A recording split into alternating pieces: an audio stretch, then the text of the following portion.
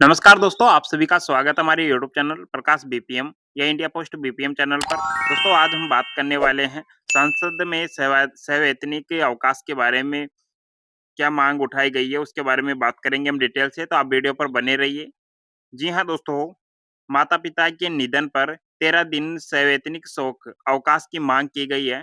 राज्यसभा सांसद डॉक्टर दिनेश शर्मा ने माता-पिता के निधन पर सरकारी व निजी क्षेत्र के कर्मचारियों को 13 दिन का अनिवार्य सवैतनिक शोक अवकाश देने की मांग उठाई गई है। जितने भी हमारे सेंट्रल एम्प्लॉई है सभी को। डॉक्टर दिनेश शर्मा बीजेपी उत्तर प्रदेश के हैं दोस्तों।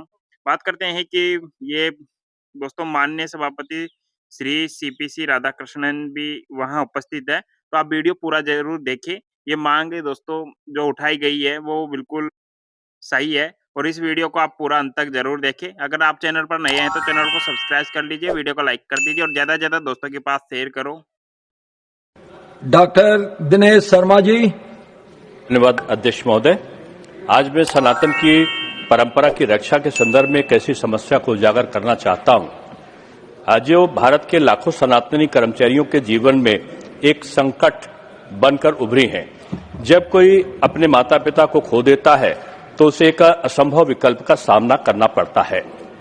अपने धर्म का पालन करे या वो अपनी नौकरी बचाए। इसका मुख्य कारण यह है कि भारत के वर्तमान श्रम कानूनों में सवैतनिक शोक अवकाश के लिए कोई प्रावधान या दिशा निर्देश नहीं है, जबकि अन्य देशों में जैसे कनाडा, जर्मनी आदि तमाम देशों में इस प्रकार का प्रावधान है। मैं सदन के सामने 3 प्रमुख आधार रखना चाहता हूं। पहला, हमारे शास्त्रों में माता पिता की सेवा और उनकी मृत्यु के बाद के कर्तव्यों को पितृ ऋण से मुक्ति का एकमात्र मार्ग बताया गया है। भारतवर्ष ज्ञान परंपरा के 7 धर्मनिष्ठपूर्ण समाज के रूप में जाना जाता है। ऋग्वेद अग्नि को जात वेदस के रूप में संबोधित करता है, जो मृतक के सूक्ष्म शरीर को पितरों तक पहुंचाने के लिए उसे संस्कारित करती है। गरुड़ पुराण के अनुसार मृत्यु के बाद प्रथम 10 दिन प्रेतत्व की अवस्था और 13वें दिन की 13वीं और शुद्ध हवन के बाद ही परिवार पुनः समाज में लौटने के योग्य होता है। गरुड़ अर्थवेद के 18वें कांड में मृत्यु के बाद के अनुष्ठानों का विस्तृत विवरण दिया है, जिससे स्पष्ट है कि पुत्र को माता पिता का अंतिम संस्कार करना अनिवार्य है। यह केवल परिवार की भावना का विषय नहीं, यह धर्म है, हमारे शास्त्रों द्वारा निर्धारित अनिवार्य कर्तव्य है। दूसरा आधार हमारा यह है कि हार्वर्ड बिजनेस रिव्यू की रिपोर्ट कहती है कि शोक में डूबा कर्मचारी 50% तक कम उत्पादक होता है। इस प्रतिस्पर्धा में विशेष कर सरकारी नौकरी, बहुराष्ट्रीय कंपनियों में एमएनसी और निजी क्षेत्रों में एक डरावना ट्रेंड उभर कर आ रहा है।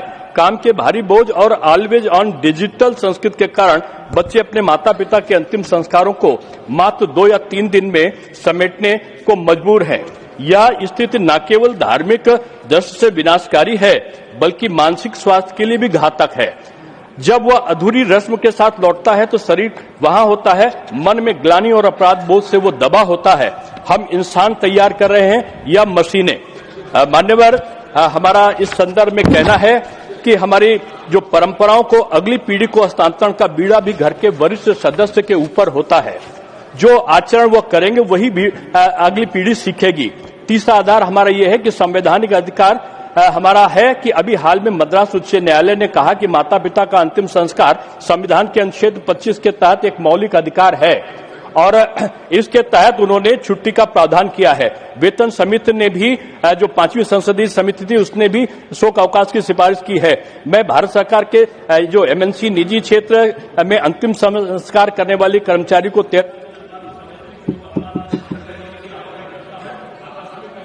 या अर्जित अवकाश ईएल से इसे अलग रखा जाए, ताकि कोई भी भारतीय अपनी आजीविका और अपने धर्म के